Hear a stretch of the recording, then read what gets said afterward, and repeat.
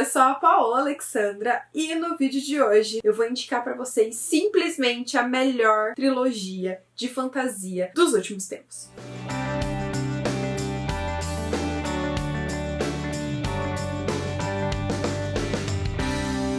Vocês sabem que ou eu estou lendo romance clichê, ou eu estou lendo romance dark, ou eu estou lendo fantasia. Esse ano eu não li tantas fantasias quanto eu gostaria, mas em compensação, acabei agorinha, de finalizar a minha nova trilogia ou fantasia favorita da vida, gente. Isso aqui, gente, é a Elite. Quero dizer pra vocês que é uma fantasia recomendada pra maiores de 17 anos, porque tem violência e algumas cenas explícitas de sexo. É uma alta fantasia, ou seja, ela traz um mundo completamente diferente do que a gente tá acostumado a encontrar nas fantasias. É uma trilogia extremamente premiada lá fora. E assim, gente, é tiro e bomba e surpresas e uma narrativa extremamente poética. E eu tô falando da trilogia Legado. O primeiro volume da trilogia é o 100 Mil Reinos, foi publicado em 2010, é o livro estreante, isso mesmo, é o primeiro livro da autora. E logo que ele foi lançado, ele foi indicado para 2 prêmios literários extremamente conceituados. O segundo volume da trilogia é Os Reinos Partidos, e esse virou o meu favorito da trilogia, o que é muito engraçado, porque ele é meio que protagonizado pelo vilão.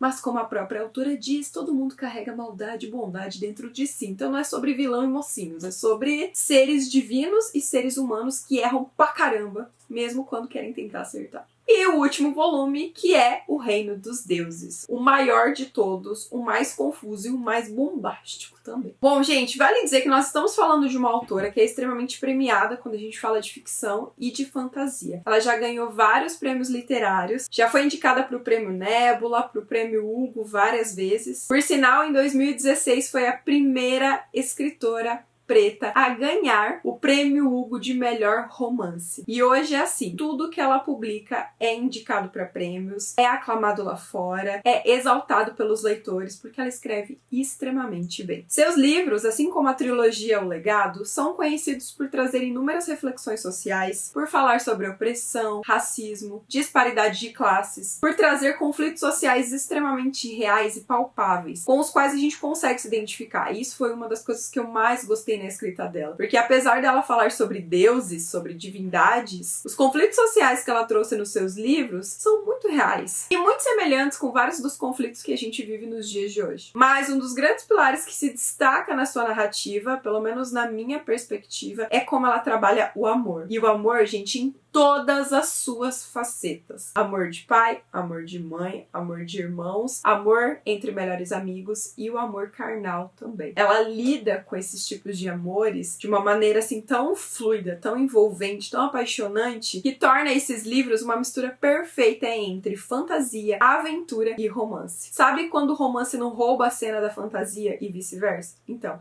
é isso que a gente encontra aqui. Bom, o 100 Mil Reinos foi lançado em 2010 e aqui a autora vai trazer pra gente essa ideia de que os deuses estão vivendo junto com a humanidade. Aqui a autora inicialmente apresenta esse mundo pra nós através de uma casa no céu. É uma casa onde o povo Arameri vai governar todo mundo. Só que assim como muitos governantes, esse povo usa de ditadura e de escravidão para governar parte dos seus súditos. E aqui a gente já tem, gente, uma das camadas incríveis desse livro, que é uma puta de uma reflexão social. Principalmente quando a autora vai mostrando aos poucos os elementos físicos que determinam os povos que são os dominadores para aqueles que são escravizados. Isso mesmo, gente, uma puta de uma reflexão social, um tapa na nossa cara, principalmente daquelas pessoas que têm a cara de pau de dizer que não existe racismo estrutural. O foco dessa história está em uma personagem feminina que vai receber uma notícia de que ela é uma das herdeiras do rei. O rei do povo Arameri está para morrer e está na hora dos seus herdeiros lutarem pelo poder, pela coroa. Só que a grande questão aqui é que a nossa protagonista, ela é uma pária selvagem do norte, ou seja, ela é mestiça. Existe um grande preconceito com o povo mestiço e os Arameri tendem a excluir pessoas que são mistas. E aí o rei desse povo vai convocar a nossa mocinha para casa no céu e vai dizer para ela: agora é a hora de você lutar pela sua vida e pela coroa com seus 2 primos. E a nossa mocinha é uma humana, enquanto seus 2 outros primos temos herdeiros do trono são deidades. Ou seja, eles têm um puta do poder e a nossa mocinha não tem nada. Tadinha, ela tá ali assim, ó, num jogo de peão, em um xadrez cheio de tramas políticas, sem entender por que a vida dela é tão importante. É muito legal as camadas que vão sendo reveladas nesse livro. Primeiro porque tem algo aqui da personagem feminina com a sua mãe, um laço de fraternidade maternal aqui muito tênue, que beira o abuso em alguns pontos e que a gente demora pra entender. Ela tem um amor e uma mágoa e ao mesmo tempo uma vontade de entender quem foi a sua mãe, o que a sua mãe fez, por que ela fugiu do povo Arameri, foi lá pro norte pra casar com um homem que era ignorado, que não era aceito perante a sua família. Essa personagem quer entender mais sobre a mãe dela. Quanto mais ela olha pro passado, mais ela vai entender por que no presente a vida dela é tão importante. Por que no presente hoje ela tá no meio de um jogo de intrigas e de poder político. E principalmente qual é a perspectiva de vida dela. Porque se ela não ganhar a coroa, ela como humana vai morrer. E é nesse ponto que chega o nosso protagonista masculino dessa trama, que é nada mais, nada menos do que o Senhor da Morte. O Senhor da Noite. O Todo-Poderoso, um dos criadores do universo que está sendo mantido como escravizado diante do povo Arameri. Tem toda uma questão aqui que o Senhor da Noite, ele foi preso por causa de uma guerra que aconteceu 2000 anos atrás, e como punição para essa guerra, ele, o seu povo, os seus filhos foram escravizados como forma de punição. E uma das formas dele ser escravizado é que ele é usado, gente. Os Arameri andam com ele exposto por uma coleira, usam o poder dele, usam o corpo dele, abusam dele. É extremamente doloroso. A gente vê uma figura tão forte, tão dominante, tão dona de si, o Senhor da Morte, o Senhor da Noite, o Senhor da Escuridão sendo escravizado e sofrendo, chorando, carregando nas costas a dor de ver o seu povo, os seus filhos passando pela mesma atrocidade. E tudo isso em nome de manter a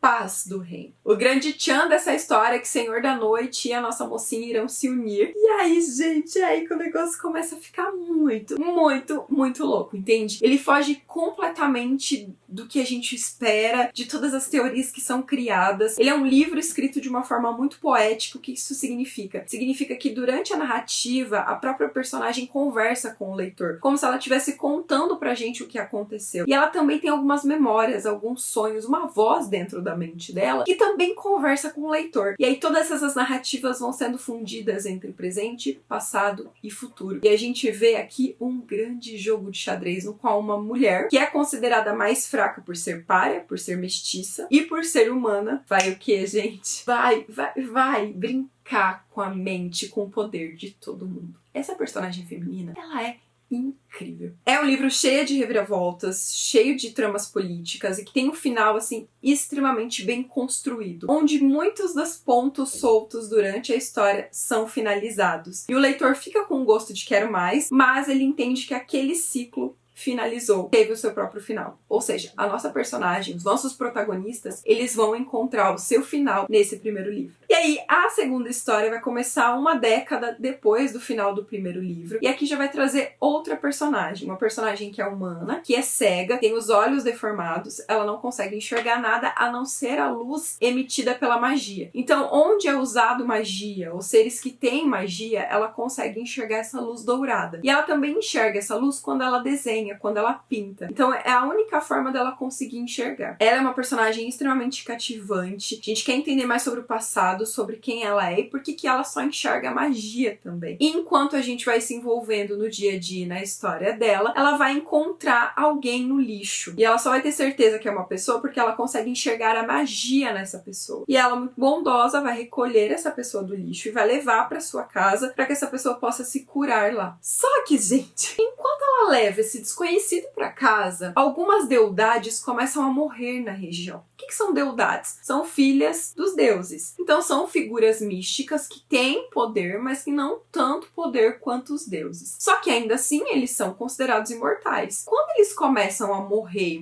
de uma forma muito estranha, muito perigosa, com sangue espalhado, com o coração retirado, vai ser aberta uma investigação e os caminhos da nossa personagem e do ser desconhecido que ela acolheu na sua casa vão se cruzar com essa investigação. Ela vai estar numa posição que ou ela ajuda a entender quem está tá matando essas deidades, ou ela vai ser tida como culpada por essas mortes. Esse é um livro muito difícil de eu falar pra vocês um pouco mais sobre a trama, porque ele tem uma ligação muito forte com o livro anterior. É muito legal como essa trilogia acontece, porque assim, o livro anterior, como eu já disse, teve início, meio e fim. Só que aqui, nesse segundo volume, a gente vai ver os personagens, alguns dos personagens principais do livro anterior voltando, só que o foco não está neles, o foco está em outras figuras e um outro ser muito importante dessa história como um todo, não só do segundo volume. Para vocês tentarem entender um pouco mais sobre esse mundo, a autora usa aqui o turbilhão, que foi como o mundo surgiu. Esse turbilhão deu início a dois deuses, o Iluminado e o Senhor da Noite. Esses dois deuses se completavam, só que em determinado momento eles começam a sentir falta de algo. E é quando uma deusa nova, uma mulher, surge e eles completam o trio. Eles se amam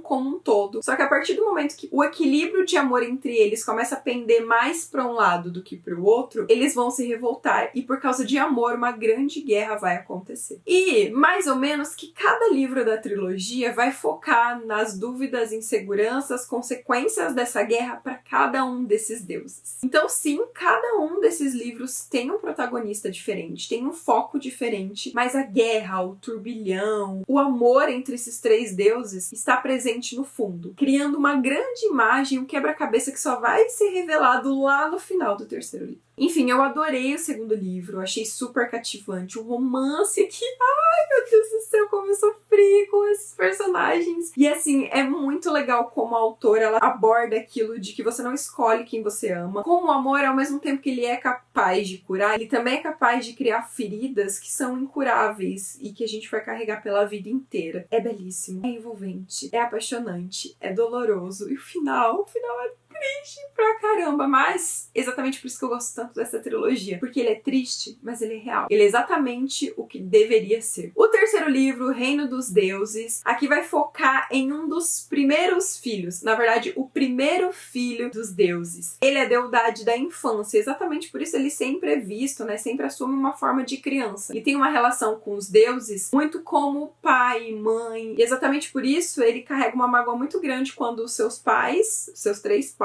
começaram a se desequilibrar, porque a partir desse desequilíbrio ele começou também a ser excluído dessa relação e deixou de ser amado como o filho que ele é. E é exatamente por causa dessa falta de amor entre pai e mãe que ele vai carregar uma mágoa muito grande e vai ficar vagando pelo mundo sem entender ao certo qual que é o seu propósito, o que ele tem que fazer. Principalmente quando ele deixa de ser escravizado, porque sim, ele também estava sendo escravizado por 2000 anos. E aí, quando não existe mais esse laço, ele fala, tá, e agora? O que eu vou fazer? Ele vai voltar para a Casa do Céu, que é onde ele ficou por 2000 anos sendo escravizado, tentando reencontrar um propósito. Lá ele vai conhecer dois irmãos, dois gêmeos, e vai criar um laço com essas crianças. E esse laço vai surgir um pacto, e esse pacto vai se transformar completamente a vida deles. E vai transformar de um jeito, gente, que assim, do nada, esse que era o deus da infância, da imortalidade, da travessura, uma das deidades mais poderosas do universo, vai começar a morrer e envelhecer e não poder ter mais controle nenhum dos seus poderes. A gente vai passar da infância pra adolescência com ele, e aí da adolescência pra fase adulta, a gente vai ficar cada vez mais angustiado com o fato, será que ele vai morrer mesmo? Será que ele vai recuperar os seus poderes? E tudo isso por trás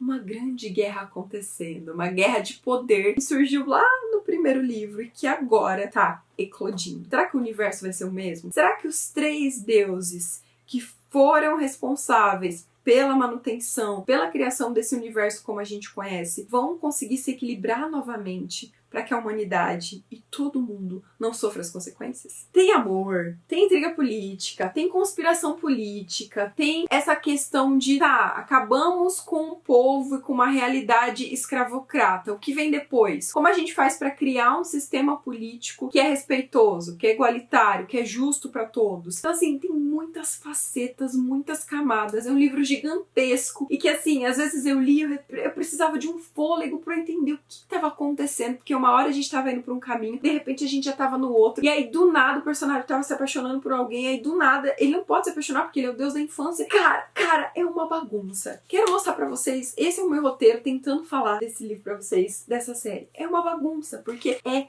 muita coisa acontecendo, e o desfecho é extremamente surpreendente, doloroso, doloroso, principalmente pra quem se apega aos personagens. Mas é extremamente complexo. Eu senti a minha mente fazendo assim.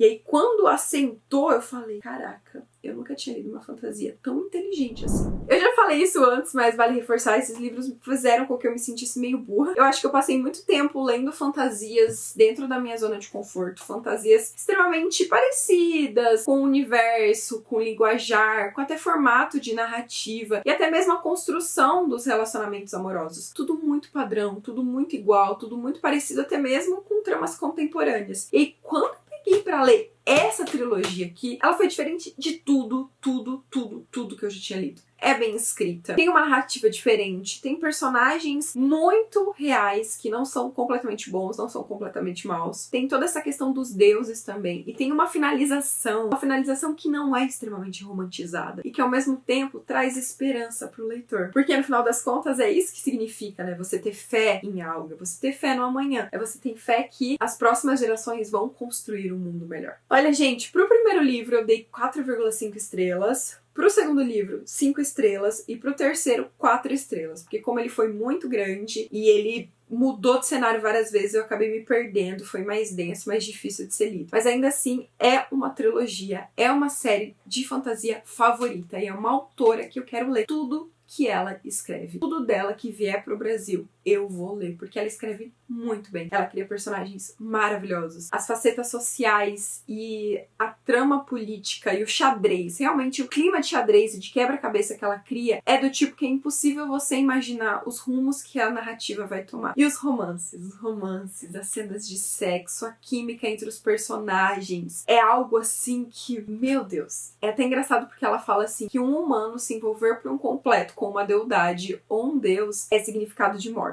E aí quando ela traz alguns humanos se apaixonando por deuses e deidades, e os deidades se apaixonando também por essas figuras humanas e se entregando a eles por completo no momento de sexo, é tipo assim, essas pessoas morrem e vão pro céu e voltam, entendeu? Então é uma coisa de louco, entendeu? É uma coisa de louco, é maravilhoso, ó.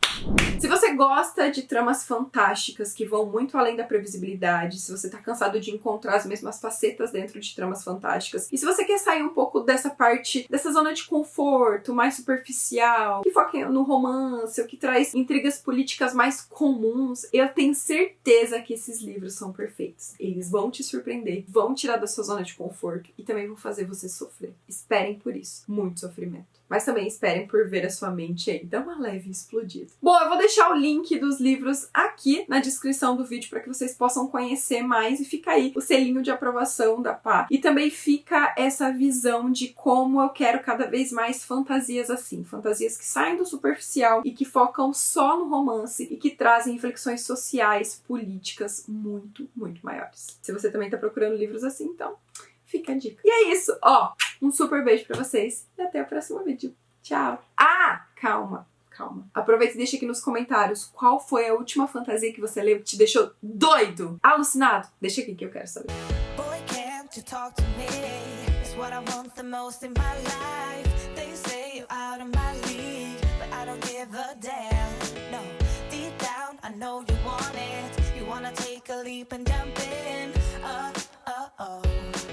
You wanna fall